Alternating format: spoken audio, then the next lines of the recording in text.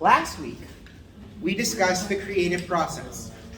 I have a question, and this is like, for those of you who have studied a little bit of Judaism, I have an honest question. For those of you who have studied a little bit in the Jewish world, day school, probably not Hebrew school, did you ever get told anything about the creative process that God did? No. Okay, so here's the thing. There's an argument that can be made for the idea that there's a set system for creation. It's been made by people. You don't have to agree with it. I personally do agree with it, just because my research so far has shown that there seems to be some sort of set pattern. Okay? You don't have to accept that, but for the last 2,000 years, Jews have been handing down a process that they consider to be the creation process. Okay? Now, that is what this is based on. All right? Now, I want to be very clear. None of these other ones that I showed you, none of the other ones that I showed you are based in Judaism. At all. Okay? I want to make that very, very clear. None of them are based in Judaism except for this one.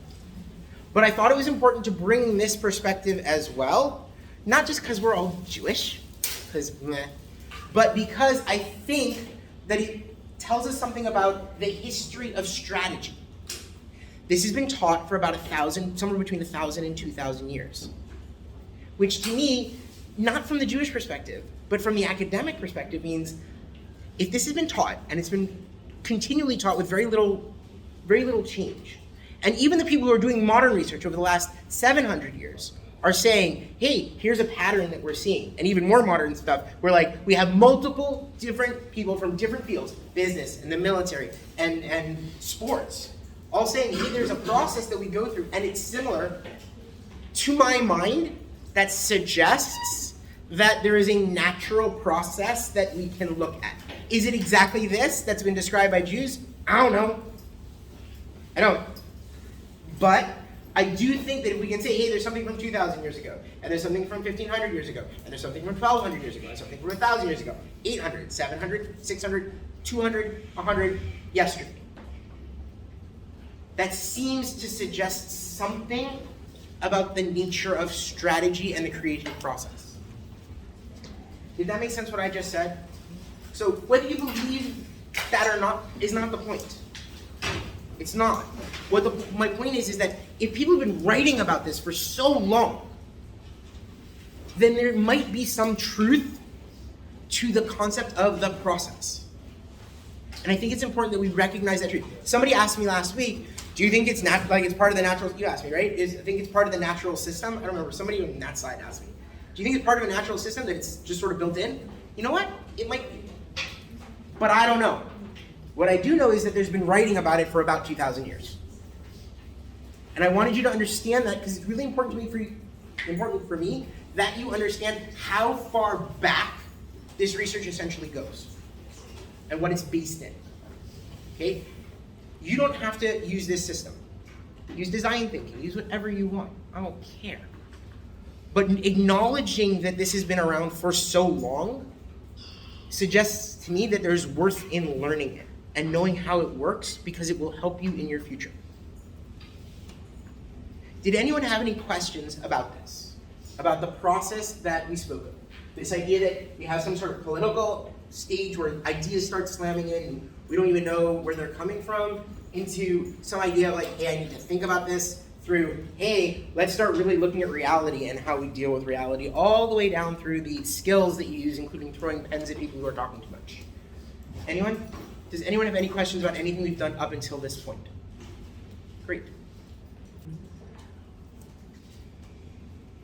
When we think about strategic thinking, we ask ourselves a whole bunch of questions. What do we know? Now, I know we've already gone over this, but I'm going to quickly repeat them. What do we know? What do you believe to be true based on the information that you have available to you? And then you need to start asking some really important questions like, what don't I know? Functionally, what happens is once you get an idea, once you've gone through that first political stage, you've done this, right? You've done this. You've got an idea. You've got some sort of concept of what we want to do in the world. There's something that's pushing us forward now. You have purpose. Once you move into here, you are going to start creating knowledge trees or knowledge banks or knowledge libraries or however you want to call it. Okay? And those trees or banks or whatever are going to be missing leaves or branches or whole trees in the forest. And you're not going to know it unless you try and acknowledge where those gaps are. Acknowledging where those gaps are requires you to say, I don't know. Most people don't like saying I don't know. It's an unpleasant thing to say. But when you say I don't know, you are admitting a very important strategic point. That is, our intelligence is lacking.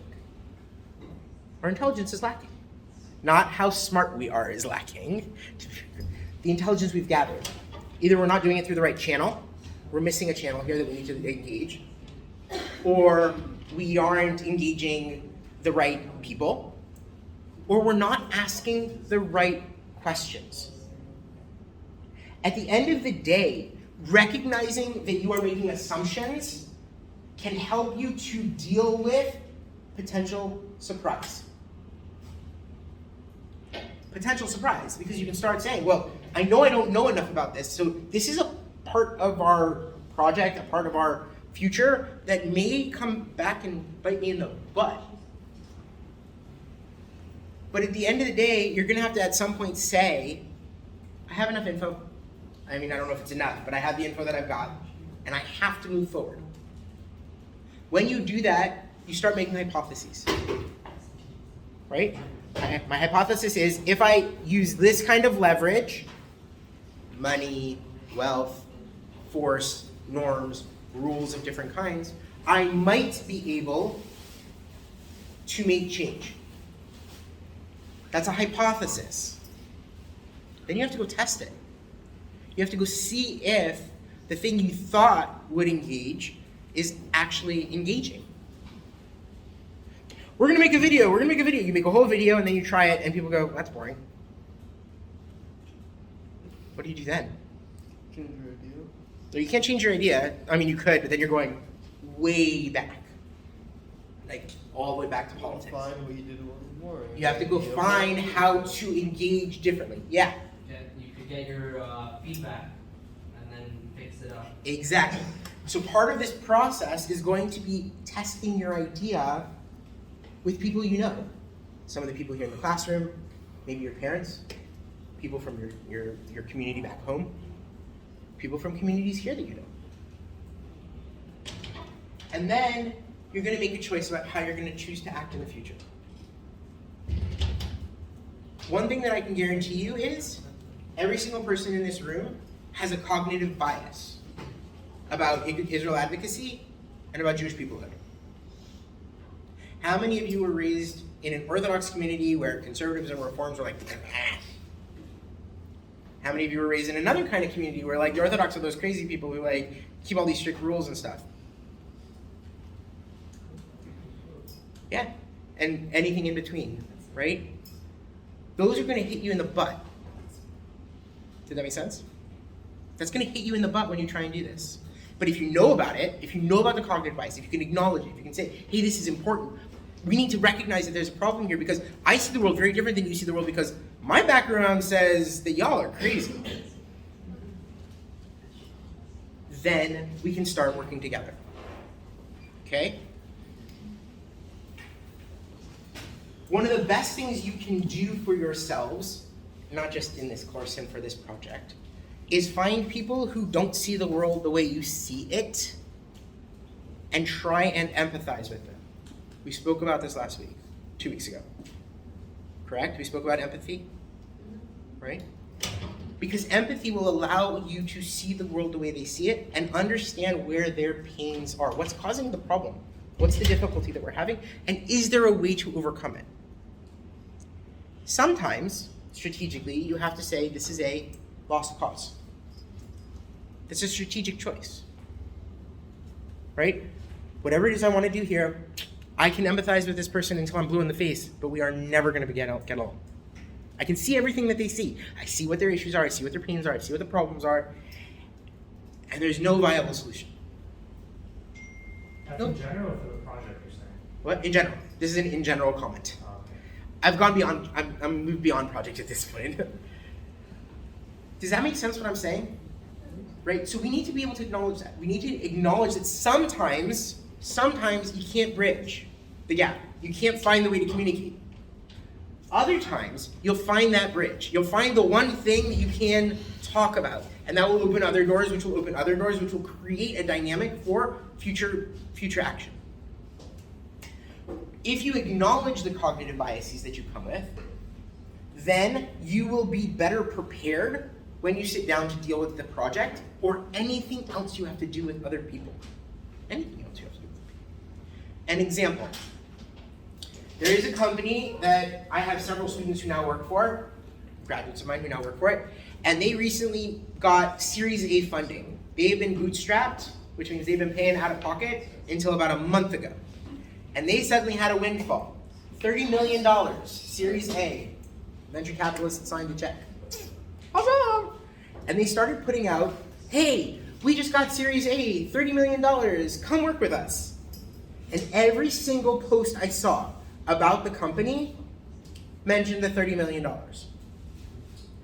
I reached out to their VP of strategy. I'm like,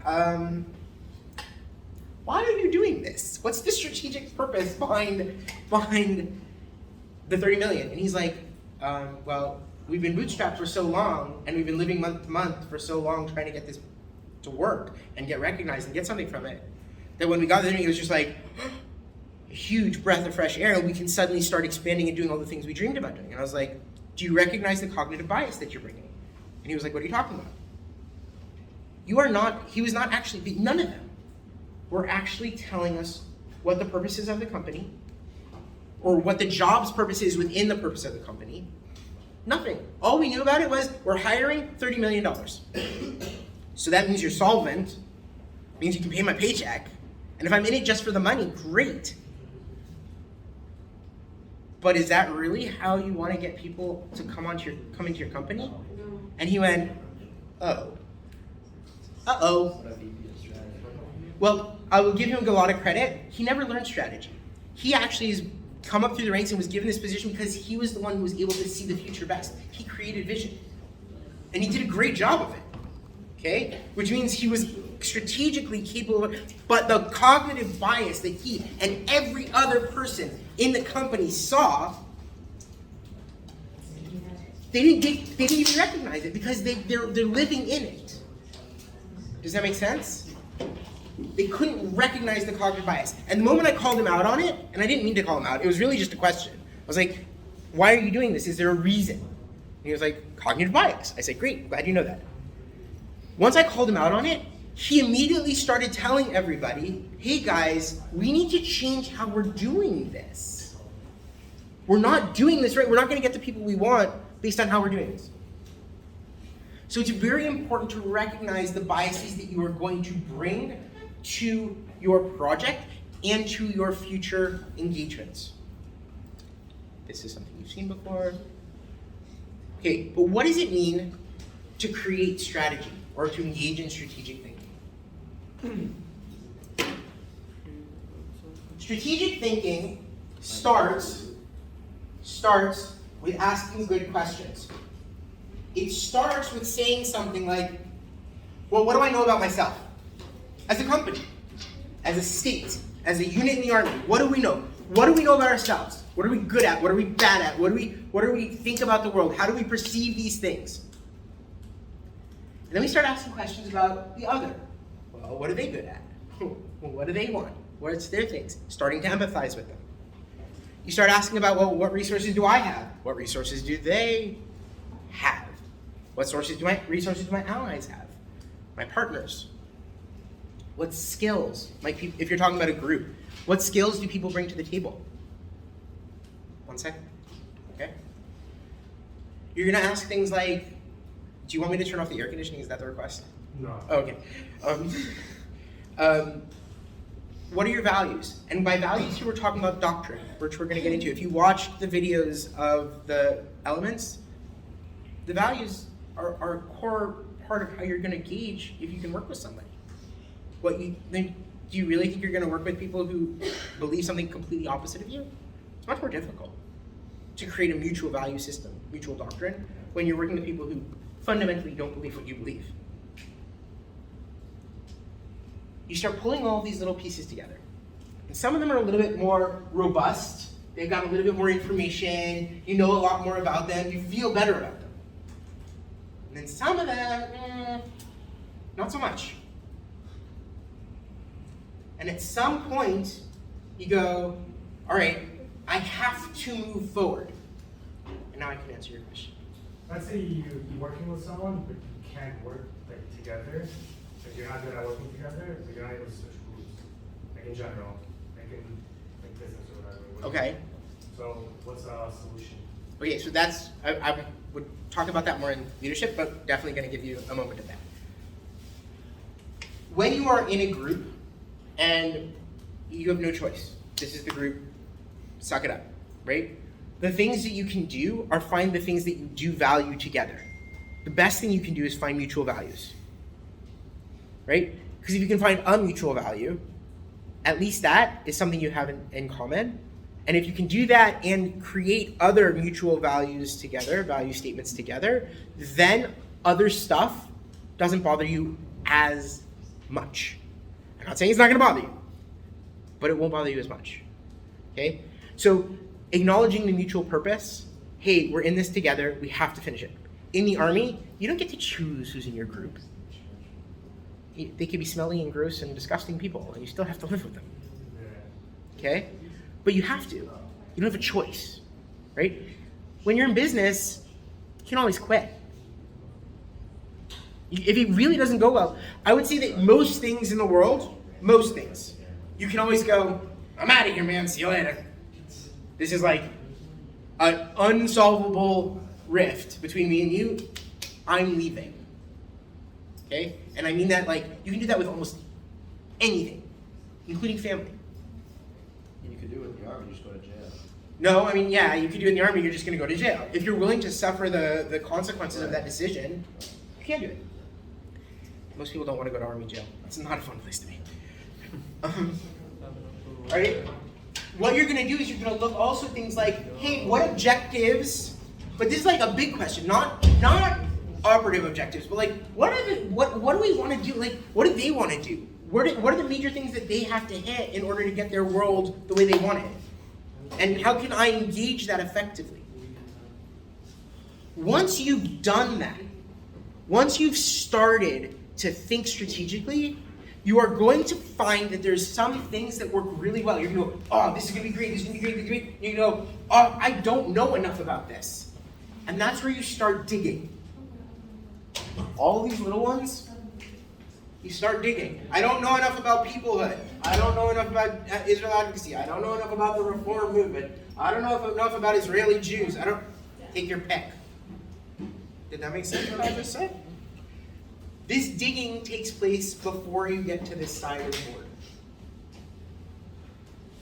You don't start creating your strategy, creating your if-thens and when-thens, and start, doing devil's advocacy until you've done as much digging as you can, because strategy, the strategic stage in this process, demands intelligence gathering. It's based on the idea that you're going to gather as much intelligence as you can and create a mutual vision. Create a mutual vision, which is part of what overcomes personal differences.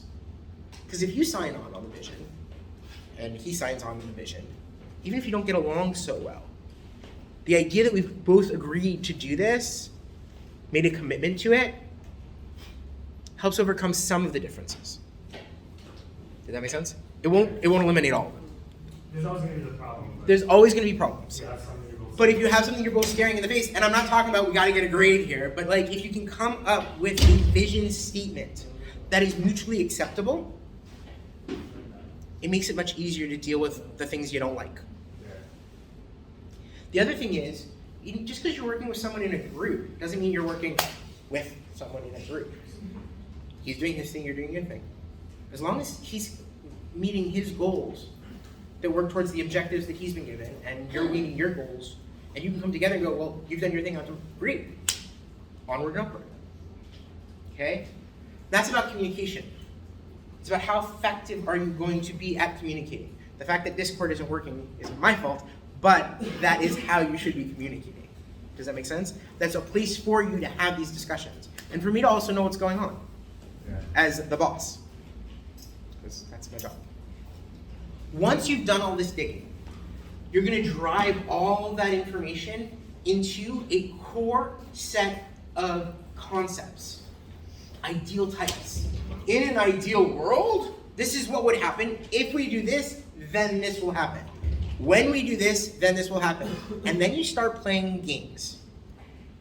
Devil's advocacy. That's where someone tears apart your idea and starts questioning every single thing you say. A-B programming. Well, we have option A, and we've got option B, maybe even C. Here are different ways we might do this. Which one's going to be the best for us? Right? You'll do things like, I'm trying to think what else. You'll do things like if then and when then questioning. When this happens, how are you going to respond? If this happens, what are you going to do about it? Your job is to try and create the best strategy you can that takes as much chance out of the picture as possible. Not all chance, as much chance as possible. Now, when we do this, these ideal types are just that. They are not operative reality. They're based on what you think is true and what you think will happen. Right? So what happens when you start moving beyond that? Reality hits. You go, oh, now what? If you're lucky, what you've done is you've already strategized for when that occurs. You knock my phone over again, I'm gonna beat you. Forewarned is forearmed. If then, when then. Now, we take all of this and we go, okay, but how do we create strategy? Like, this is all really nice, like bubbles. But what do we look at? The challenge is to learn about the issue in depth. I can't tell you what your bubbles are going to look like. In business, very often the bubbles are things like HR and branding and marketing and sales and logistics and finance. And each of them has their own thing and they all do their own thing. But your job is to learn about the issue and gather as much intelligence as you can. You're going to analyze that information and create a vision. Those ideal types will be based on that information and a sense of ideal outcomes. In an ideal world, this is what I would love to see happen. This is what I would love to see happen. No guarantee, but this is what I would love to see happen. And you delineate clear expectations for yourself, for your partners, and for the future. I expect us to be able to do A, B, C, D, and E. Us, as a collective, and you to do this, and you do that, and you do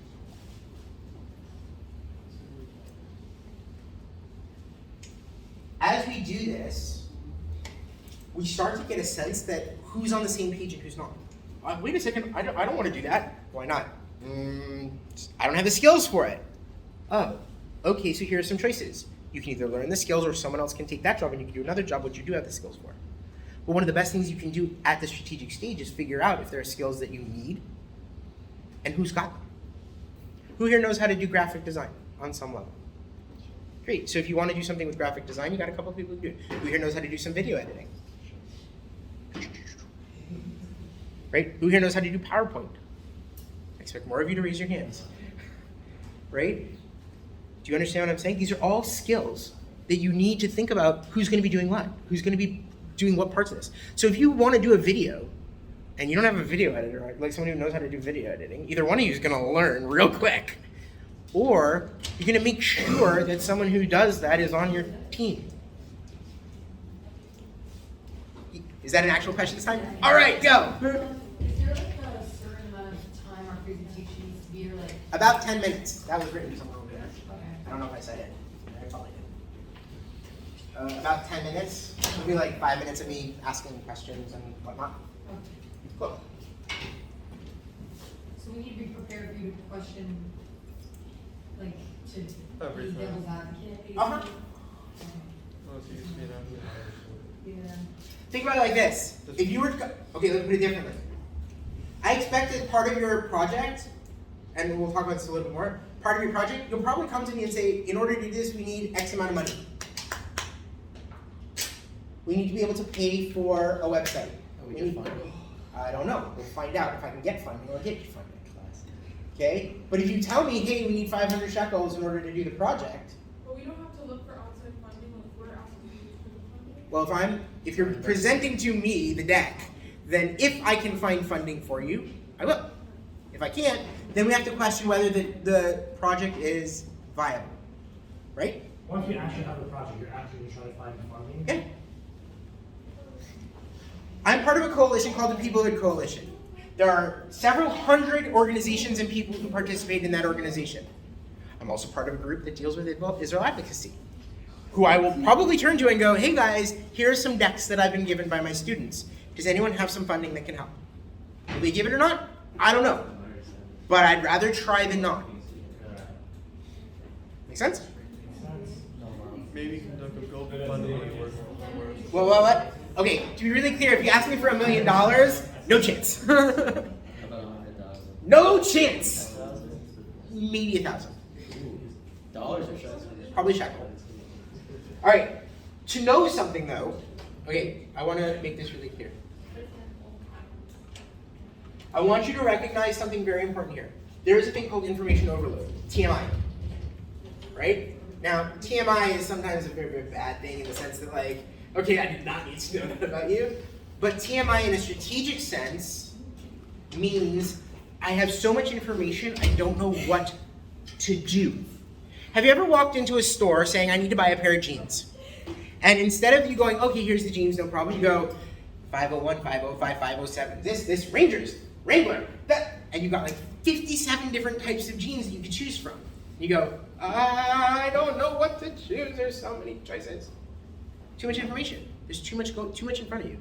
At some point, you have to make a decision. I'm focusing on this. It's a strategic decision. Because once you make that choice, what happens? you narrow it down. You've eliminated everything else. You've eliminated everything else. Which means that even if something else comes up, which looks really, really cool, you go, can't do that. Can't engage here. Shush. And that's I gotta tell you, one of the hardest things to do is to stay focused when you suddenly get someone coming to you and going, hey, I'll give you a whole bunch of money, but only if you start doing this thing instead. Companies have faced that. A VC that I have a friend who started a company, and he proposed his deck to a VC who, does everyone know what VC stands for? Venture capitalists. These are the people who give money to people to do things. He went into a meeting with a VC, and the VC said, well, what about this other thing? You didn't even talk about that. I'd really like if you were to do that. I'd be willing to pay, and the number was astronomical. It was like $75 million check on the ball. And he had to go, sorry, I can't do that. He came out of that and he cried. Because the guy didn't sign a check. At all. Politicians have to do this. If you think about it. They have to decide where they're focusing. Because if they try and do everything at the same time, what happens? They're gonna finish with nothing. Nothing gets done. Nothing gets done. Yeah. I don't really understand what the project itself is. Like, I know we picked the topic within Israel advocacy and Jewish people. Okay. Are we trying to solve a problem? Okay, right now, for this semester, okay, good question. For this semester, you're not yet trying to solve the problem. Your job this semester will be to present me with a potential solution to that problem. That will require you to actually go out and engage a little bit. Can I give an example? Yeah, go ahead. Like, you could say misinformation about Israel on social media. Yeah. So you create a solution to that issue. Something like that. Sure. But you actually have to test it a little bit to show me that it's viable. A little bit. And the solution would have to be like on a like solution that reaches other people. Yeah. Okay. It doesn't just get to stay in the classroom. I'm actually asking you to engage in the world around you to do this. Yes. Okay? I want you to actually test what you're doing. I want you to try it. I don't care if you test it in small groups with like your family or your extended relatives or a group of friends in America. And what? Our dorm, like people The people in your dorms. Yeah? Or if you're studying with Israelis at any point and you want to do peoplehood stuff and you want to engage them with it and ask them questions or see how they would respond to the thing, great. But then you get to report that to me. You have to tell me what you found. And why is this a viable idea? And what will happen if we do this? I'm going to start asking, well, when this happens, what's going to happen then? Or if this happens, how are you going to deal with that? I'm going to devil advocate it. I'm going to put you through a ringer while you're doing your presentation so that I can see that it wasn't just, I have an idea, and we made it up, and here's a good idea, but I don't know if it's going to work out. I don't want that. Because next semester, what I'd like to try and do with you is actually trying to take some of these ideas and give them some life. They don't have to continue after the next semester. They don't. But I'd like to see you try and give them life. The most important reason for me, okay, who here is going back to America after this? Or back to someplace outside of Israel? How many of you are worried about anti-Semitism? Anti-Semitism. Okay. For those of you who aren't worried about anti-Semitism, the rise of anti-Semitism on campus has been extreme in the last 2 years. You're going to campuses, aren't you? Are you going to wear your kippah? Are you going to wear a Jewish star? Are you going to be part of Hillel House? Are you going to go to some Jewish event? Are you prepared to deal with Apartheid Week? You're still going to deal with it. I'd say yeah. You have to be prepared for it. Yeah, you have to be prepared for it. But how many, what solutions, what can we do? I don't have the solution. If I had one, I would be much wealthier than I am. The fact is there's no one solution. But each of the problems that I just raised has multiple aspects to it, and you can just choose one part of it and see what you can do about that. Because when you get to campus, you're really going to have to do that. Can you give me an example of a solution? An example of a solution. I like what we have to do, like, our project. Okay, I can give you an example, for instance, when you're on campus. You want an example from here? No, I just want an example of, like. Of a project? what we're basing it on. Yeah. Okay. So let's say you decide to do Israel advocacy. Okay. You can choose, for instance, something like the rise of what's it called? The BDS movement, right? The rise of the BDS movement. And what you want to do is show what the BDS movement actually stands for. Right? So what you are going to try and do is expose the BDS for what it really is. Or if you want to do Black Lives Matter and its connection to BDS. Boycott, divest, and sanction. Israel. But by us showing it, it's a solution to the problem. No, it's not an ultimate solution to the problem. It's one way to attack the problem. I don't expect you to resolve BDS. Okay. I don't. But I expect you to show me how you might choose to engage with that issue effectively. Okay. Did that make sense? Yeah? And the thing is you might fail miserably. You might come to the deck, like you might do this whole thing and go, we tried to do this. Here was the issue we saw, here's what we tried, and we failed. We didn't find that this was an effective way of dealing with this. All that shows me, what? Does that have to be like, Yes. if we really like put a lot of Yes. details, that could be part of it? Yes. We don't start with- No. Did that make sense? Because if you failed, you know what you've just shown? That's not a good way to do this strategically. Maybe we should try a different way. And that's a good lesson.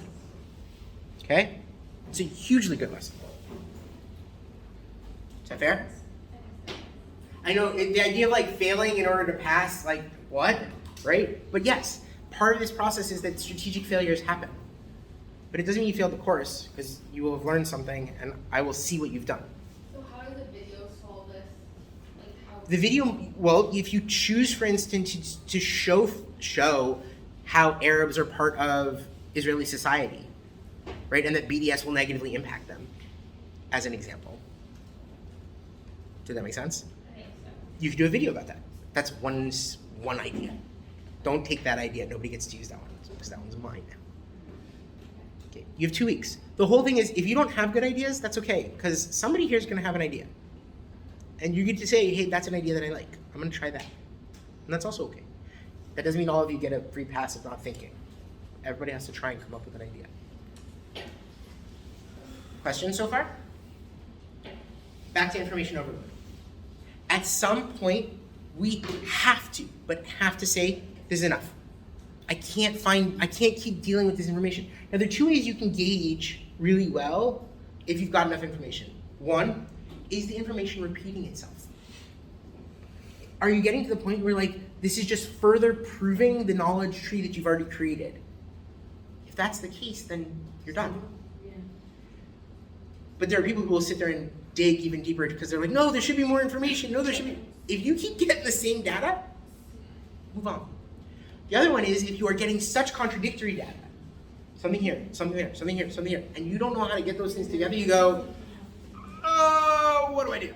Well, narrow your focus. So then you need to start asking, okay, how do I make it so that I don't have all this information from so many different sources?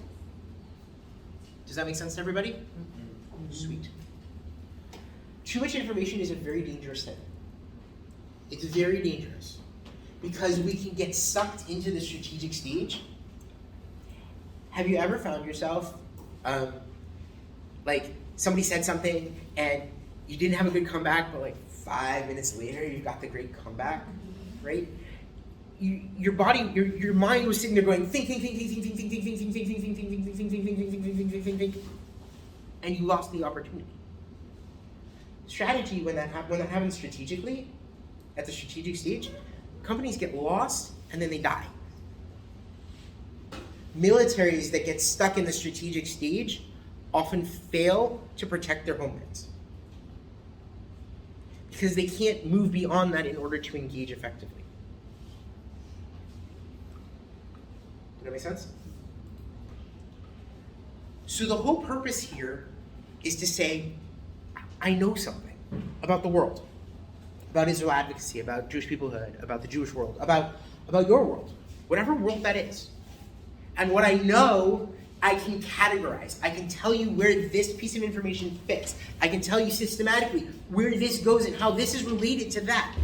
And how this leverage, if I push here on this button, it's going to make that happen over there. And it's about detailing those relationships. If you want to do something about BDS, you have to learn what are the buttons and pain points of BDS. If you want to do something about Jewish peoplehood, you have to figure out what aspect of that and then figure out what are the major issues there that need to be dealt with and who are the people and what are the ways to engage so that I can make change. Can you describe the systems involved? How can you describe the systems involved? When you create a knowledge bank, when you start creating these trees and you say, okay, this is the tree about, the boycott aspect. This is the tree about the divestment aspect. This is the tree about the sanction aspect. Here are all the branches to it. Here are all the leaves and all the other different aspects to it.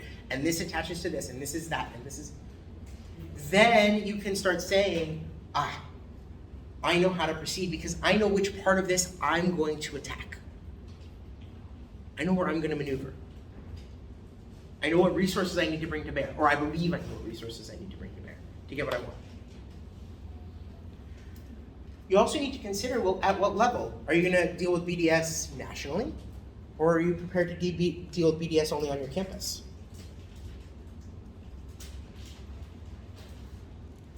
Because it's 2 totally different games. So your purpose, your job, is to choose and figure out the whole, whatever that whole is. BDS on campus, BDS, and all of its little parts. Your job is to figure out the general aspects of it, what does it want to do in general, and then the particulars. How are they doing it in each of the different aspects? Each of the different systematic parts that they've got going. What's the cause, and where's the effect? And how can I impact cause so that I get a different effect? And last but not least, what's the object? What's the thing that I can hit? What are the things that I can change? And what are the qualities of that thing that will allow me to best engage it? Do you remember the picture of the tanks with the sniper and that I put on the board? You can't kill a tank with a sniper rifle. You can't kill a tank with a sniper rifle. It doesn't work. Okay? So if the object was stop the tank, then you can't say I'm going to shoot the tank. You can do that with a missile. There's all kinds of missiles that do that. But like I feel like a lot of problems are tanks, and you can't like in the real world maybe sometimes shooting the tank is like the first step. Right. You go plink, plink, plink. Why would you do that? It's a great It's point. not practical to now come up with a whole tank. Like be real. We're not gonna be able to I'm not gonna be able to solve a problem. Okay. Is that like pessimistic to say? No, I'm trying to understand. Are you talking about for the project or are you talking in Like general? for this project. I don't expect you to solve the problem. Oh, okay. If anyone thinks I expect you to solve BDS tomorrow, you're wrong. No, not at all. What I would like to, you guys have to understand something. There are many, many people who are very, very bright trying to deal with BDS or with Jewish people or with, right? Are you saying we're not smart enough? No, I'm actually saying the opposite. I'm saying most of them don't have your experience in the world. You're young. You see the world differently than they do. Most of those people are old fogies. I'm being honest. Most of the people in the groups that I'm at are like 30 and above. And I'm calling all of those people old fogies for you. What exactly is Jewish people? But You're gonna have to look it up. no, but like, do you have a specific definition that? Look it up. To bring back Judaism for just a minute, this is something I learned strategically, and then about 4 years ago, quite all right, about 4 years ago, somebody handed me a book and said, you know, you teach this, and it was one of my students, says, you know, you teach this, and it's been written by somebody else, and I said, who? And he goes, here's a book for you. Who here's heard of the book Derech Hashem? Anyone heard of it? Derech Hashem? Yeah? Cool. Derech Hashem is a book that gets handed out to lots of kids here when they're young. There's Mesilat Yesharim and Derech Hashem. There's 2 books that kids get like when they're like 13 here in Israel when they get their bar mitzvah. Who's it written by? The Ramak. Oh, Ramchal. The Ram. He did the same thing. And it was just another one of those, hey, wait a second, if we've been writing about this for 700 years, maybe there's more proof to this than I thought. When you strategize, these are the elements you're going to engage. You're going to start by looking at inspiration. You're looking for inspiration right now.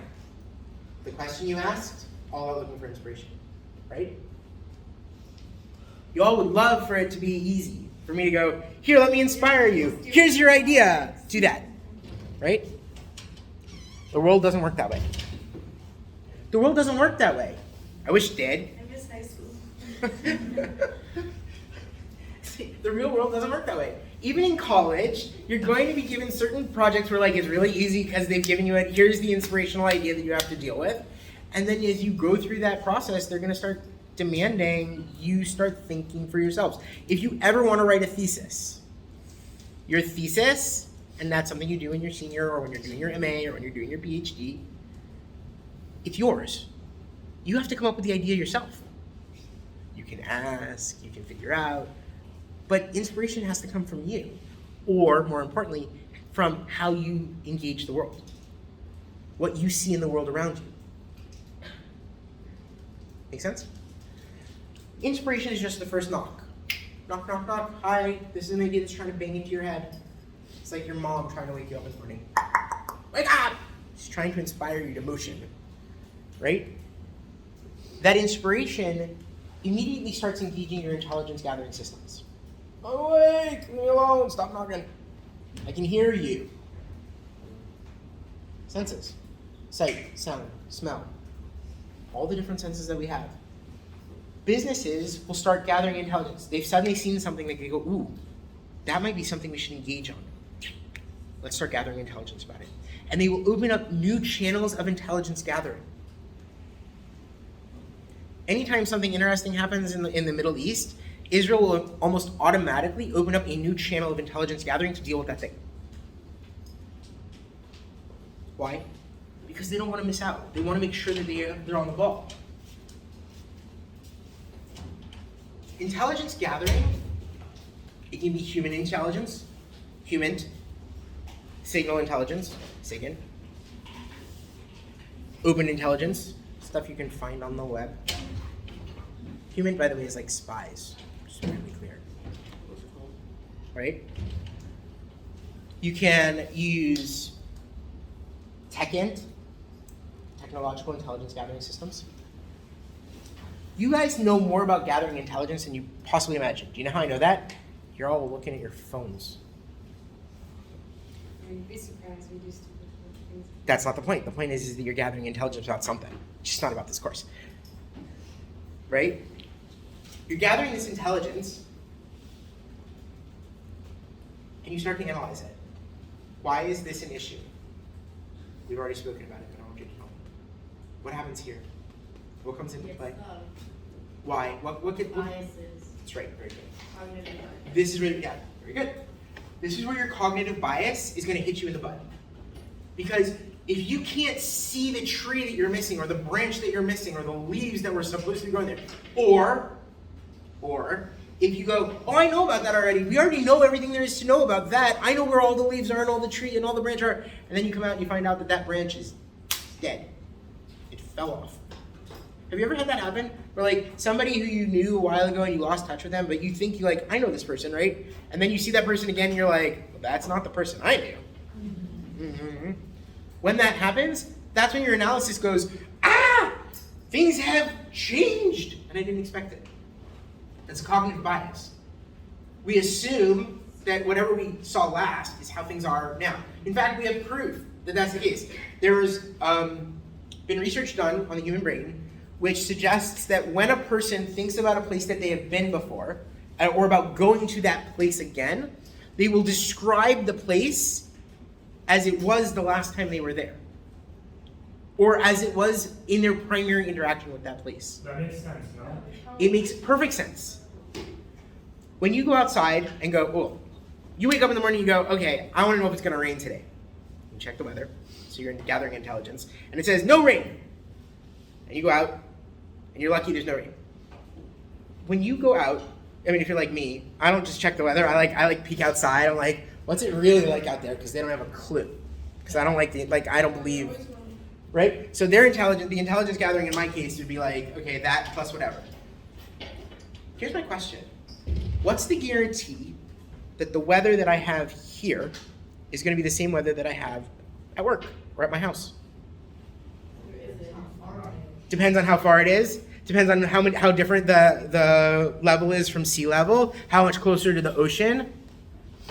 Is it a city? Is it a open field? There's so many different things that are going to come into play. But we make this assumption all the time. I check the weather. It's fine. Okay? Yeah, but you're not supposed to think, oh, it says no rain, it's gonna rain there. You're supposed to check the weather in that area. Well, now you can, right? Back when I was a kid, you couldn't, right? Now you can. What do? You're going to check not just where you are now. You're going to say, okay, intelligence gathering isn't enough here. I need to figure out what it's going to be. I just assume that since we're in Israel, I don't have to worry about rain. It's going to rain this weekend. At least I'm hoping. I'm hoping. This analysis is really very problematic at times. This is a place where we get stuck. And the fact is that it's natural for us to think that what we know, right, what's already part of our tree is truth. Is emet, is the thing that we know about the world. And when those things are truth for us, and then they come and bite us in the butt later because we analyze based on our understanding of truth, or understanding of facts, our understanding of events, our understanding of previous relationships, and we find out that that is no longer the truth, we have to reanalyze. If we can garner the information and try and put aside as much of our cognitive bias as possible, because we can't eliminate it entirely, one of the best ways for us to get rid of a cognitive bias is to have you sit with her and him and her and go, what am I missing? What am I not seeing? right? That analysis will allow you to create a fuller picture of the tree or of the bins, the boxes, the filings, I don't care how you do it. And you're going to create a knowledge bank that allows you to talk about vision. This is what I know about the world. This is what I believe to be true about the world. And because of that, I can talk about the future. I'm not taking my umbrella because it's not going to rain there. It's a strategic choice. Right? But I'm doing it based on everything I know, everything I believe to be true, based on all the information I've gathered, based on my experience. It's the middle of summer in Israel. Likelihood of rain? 0. It's rained in Israel during the summer. It's rare, but it happens. The most exciting one, it's not going to snow, and then it snows. Yeah, it's rare, but it happens. We create this vision based on our knowledge, based on what we know, based on what we see that we know. Does that make sense? Do you disagree with me? Me? Yeah. No. Are you sure? Yeah. Really? I get what you're saying. But, No, but. know what? No. Okay. This tends to be the focus of strategy. But isn't that human nature? Yes. That's why. So it's just nature. Like, Well, it's natural. I already said, I started out the day saying that as far as I can tell, a lot of the stuff that I'm going to talk to you about is stuff that's been written about, sometimes for 2000, sometimes for 1500, sometimes for 1000. If these are things that keep repeating themselves, it tends to suggest that there's a natural order to it. It's just the way you are. It's just the way we are. Yeah. But if we know that, think about it, if you know that about yourself, if you know you have cognitive biases, if you know that when you analyze, if you know that you're thinking about something that was true then, but not necessarily true now, Then you should take yourself out of it. you should try and take yourself out of it and see how you can think about it objectively. I understand. Did that make sense? That makes a lot of sense. Cool. Yep. Before you said that, it's not like about Judaism or whatever this class, but something. It's not about Judaism. No, but you said 2,000 years ago. Mhm. Like, but what was the thing? What thing? You didn't say it Thanks. exactly. What event? But you said if it works for 2,000 years, then it's probably true. But There are books that we have from 1,500 years ago, 2,000 years ago, that talk about these processes. yes, Does that make sense? Do you want to know what book? yeah, that's what I was curious. Oh, well, Sefer Yetzirah is one of them. What was it? Sefer Yetzirah, the book of creation. And it speaks about this stuff. And it says the same things that. It does it from a Jewish perspective, but But yeah. yeah. It talks about how God created the world and the elements that he used to do it and all the other stuff. And I'm taking it from a completely academic side, just to be really clear about that. Okay? So if I have that research, and I've got research from Clausewitz, and I've got research from Howard, and I've got research from Gray, and I've got research from Dylan and Michael and all the other people who've done research over the last 700 years, 800 years as well. I'm not saying this is truth. I'm saying this is the closest I can get right now to my understanding of how things work. I would love to find more information. We create this base and we start creating vision. I know this, therefore this is where I'm going to go. This is what I know, and therefore this is where I'm going to go. This is where we're going to take this. The focus during the strategic stage is here, but it includes all of these as well. Why? Because once you've got this, you have to start asking yourself, well, what do I need in order to do that? What resources do I have to come into play for me to go from my knowledge bank, from what I believe to be true about the world now, to where I want the world to be? Make sense? So you look at things like resources. What's the most important resource?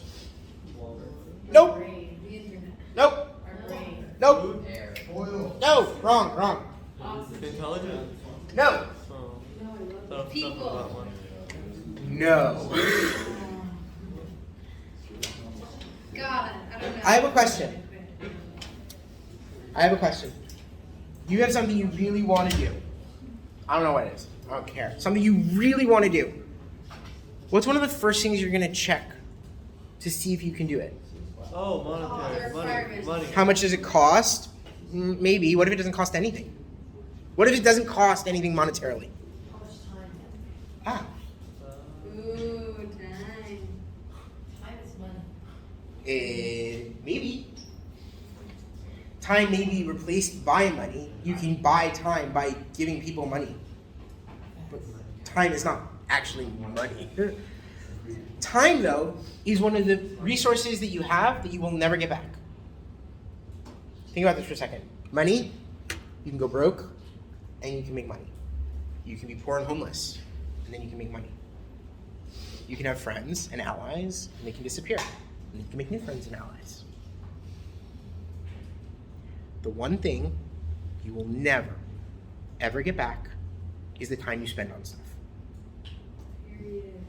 Never. That is the prime resource. Now, with time comes energy. Energy has lots of different facets to it. Your personal energy, how much you're willing to put into something, how much you're willing to work at it, right? How much money you're willing to put into it. Because if we want to say anything, I would say money is energy and energy is money. Right? If I can resource it out, if I can dish out money to someone else so that they're an ally or they're a partner or they're going to do it for me, great. But if I don't have the time to get it done, even if I dish it out to everybody, I have $1 million and I can hire everyone I need to, but I have 30 seconds to get this thing done. You have 30 seconds, you're done. Shall I give you an example? Your child runs into the street and there's a car coming.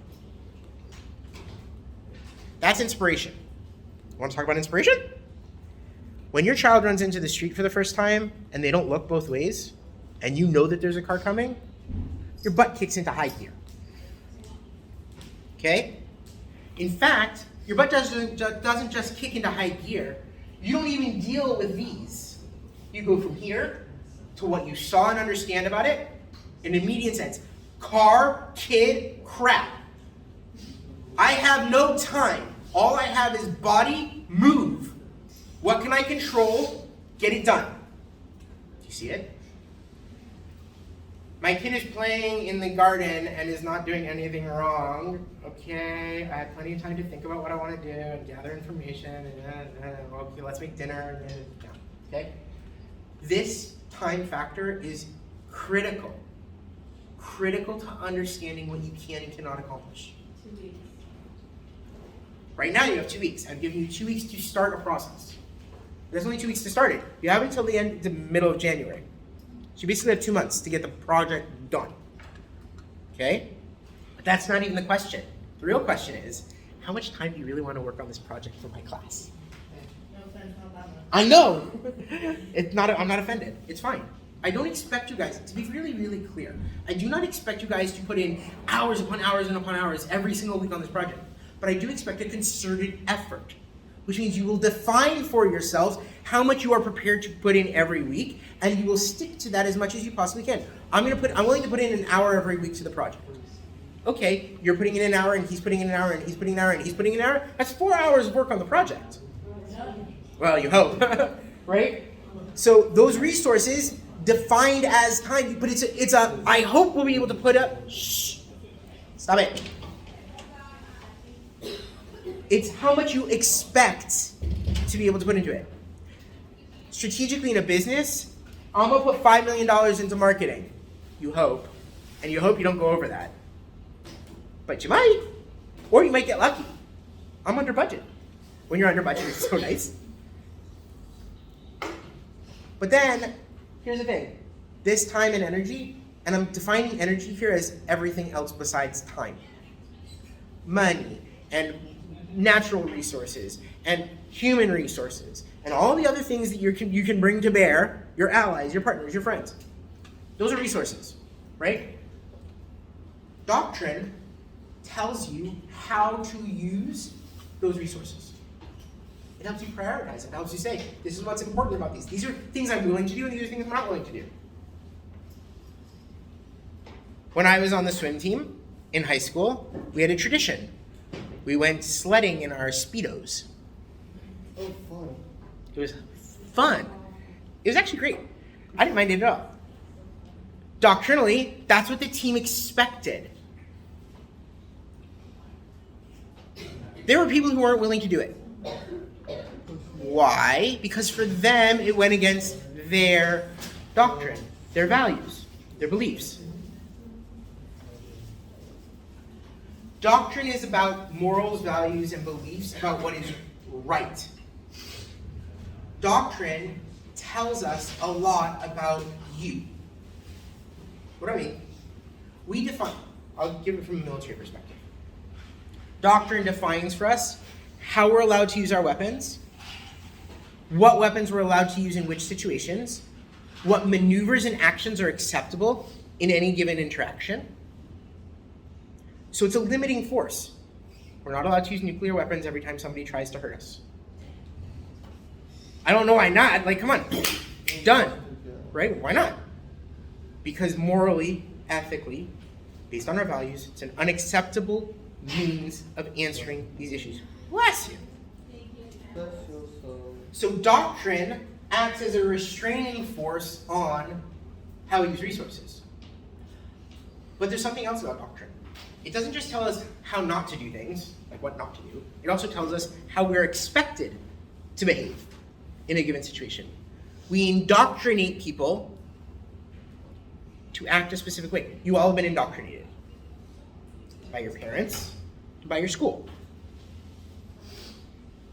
And some of you are probably going against that indoctrination while you're outside of your parents' purview and outside of your school. Now that you're outside of those umbrellas. You're going, that indoctrination was nice, but it's not me. So you're coming up with your own doctrine. You're building yourself as an individual. You're creating your sense of values and ethics and morals about what you believe to be the right way to behave, the right way to dress, the right way to act, the right way to engage with the world around you. Okay? And people are going to judge you after that first judgment of like 10 seconds based on your doctrine, based on how you present to the world.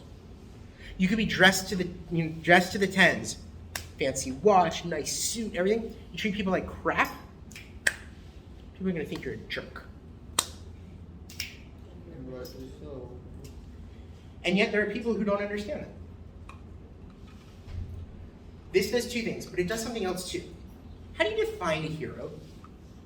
Someone who goes above the expected. Say it. What goes above the expectations of the doctor? Do you know how it's actually said? No. Do you know the actual term? Above and beyond the call of duty.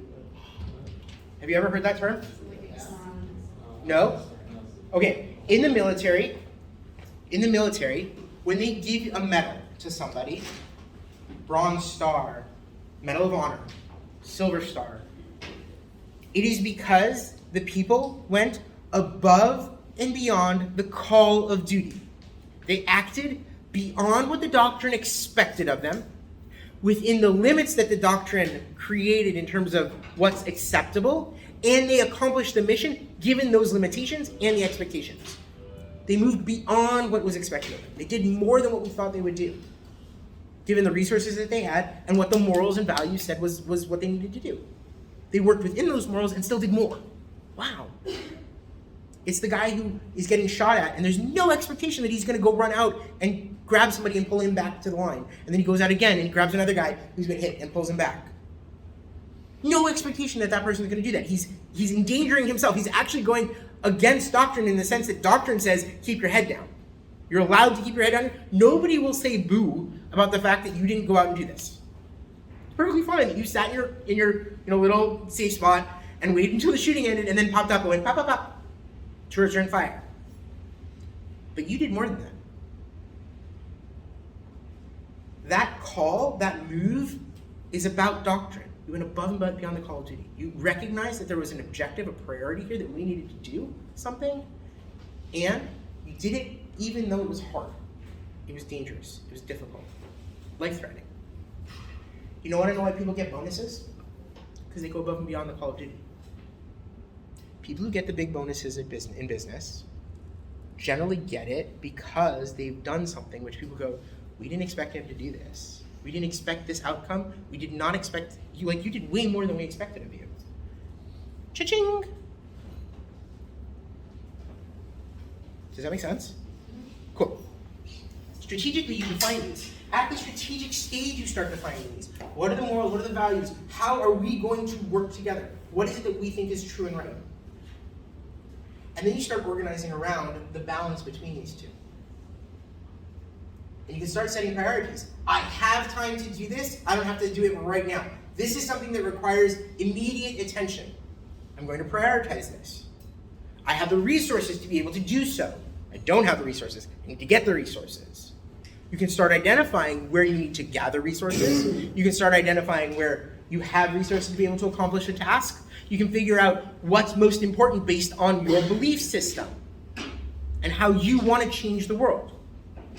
And that organization means you're going to start giving people titles and ranks, and you're going to give people jobs, and you're going to be giving people specific objectives that they're supposed to help accomplish. Now, at the strategic stage, very often in a business, it's big jobs, like you're in charge of HR. You're in charge of finance. Now it's your job to strategize for me about those things. And give me the sense of where we're going in HR, where we're going in R&D. That organization allows us to then look at, well, what is it that we can actually control? Based on the resources that I have available, based on how I've prioritized, based on my moral system, based on all these things, these are the things that I can control. I have command over them. Here are the things that I can't control. And the things that you can't control, you have to ask yourself, are you willing to take the chance anyway? Is the risk worth it? So chance has a couple of sides to it as well. Command has two sides to it. Let's start with command. Command has two parts to it. There's something called command and control, C2. Now it's like C41IA, whatever. But C2 is where we're going to start. Command and control. That means I give you an order, you go do the order, you come back to me and say, I did what you told me to do. This is great for 3-year-olds. Go clean your room. What? Go clean your room. What? Go pick up this thing and then come back to me, tell me you put it away. I put away this little thing. Great. Now put that away. Okay, I put that away. That's command and control. Got it? I'm literally giving you all the steps that you have to do. The other side of command and control is mission control. You're 14 years old. Go clean your room. What am I going to do now? Am I going to sit there and tell you everything you need to do? What's my expectation? That you are going to know the steps you have to take. I've given you mission control. It's your mission. It's not my mission. All you have to do is hit the objective. All you have to do is do the ultimate, I can give you the V. So there's two ways you can deal with command and control. Sometimes, even not 3-year-olds, you have to do what? Give them every single step of the way. There are businesses which will do this for their people, and their people love it. There are people who just want to be told what to do. And there are businesses where they go, you're in charge of this. Off you go. See you in a week. You have to choose what environment do you want to live in and how do you want to engage as a leader or as a follower regarding this. The other side of this is chance. What does it mean, chance? Can someone tell me a little bit about chance? I'm almost done. Come on. What? Great. Okay, yeah. Statistics, great. So you can talk about chance as statistics. You can say there's a statistical probability that if we do something like this, here's what's going to happen. There is an X probability that it's going to rain today. Because chance is not just about that, it's about whether or not you're willing to take risk. To take risk means I'm not going to be in command of the situation as much as I want to. There's a chance that we're going to fail.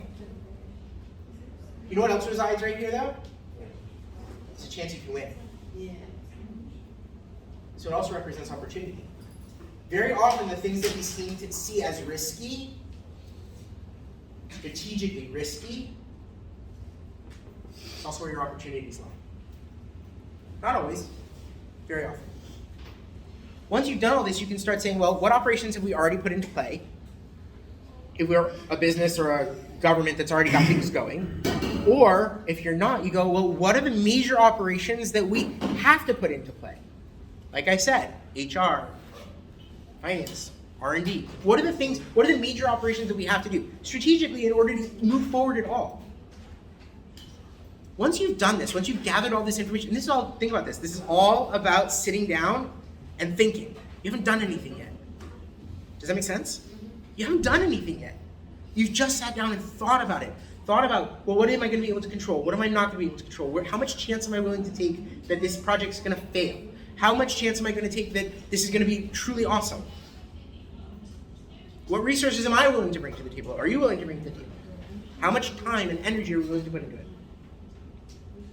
All of this put together creates a strategic concept. Oh my god, that's just the first step. Creates the strategic concept. Then you can start moving into the operative stage and say, okay, in reality, how do we do this? How are we going to do this part of it? Now let's break it down. How are we going to do this part of it? Let's break it down. Yeah, it's just the first step. Over the next 2 weeks, your job is to seek inspiration and create a group that is willing and has already started this. Got it? See you next week.